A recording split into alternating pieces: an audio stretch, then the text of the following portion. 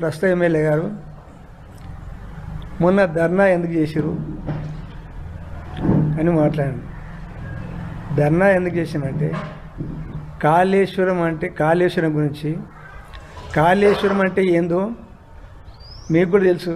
International discovery channel అనేది ఉండదు.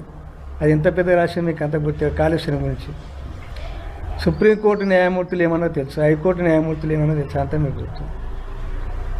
ఆ విషయం చెప్పడానికే ధర్నా చేసి ఆ విషయం చెప్పినాం. ఇంకోటి ఏంటంటే మేడిగడ్డ కాళేశ్వరం అంటే ఏంటి, మేడిగడ్డ అంటే అందులో ఎంత, అవన్నీ చాలాసేపు అయితే చెప్పడానికి అది చెప్పని చేసినాం.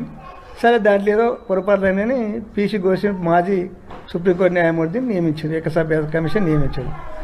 కమిషనర్ గారు రిపోర్ట్ ఇచ్చాడు, మీరు చర్య తీసుకున్నాలే కదా, చర్య రిపోర్ట్ ఇచ్చిండు కదా, చర్య తీసుకోండి. పోనీ అసెంబ్లీలో పెట్టి చర్చిద్దాము, మంచి అసెంబ్లీలో పెట్టి చర్చిద్దాం అన్నావు కదా,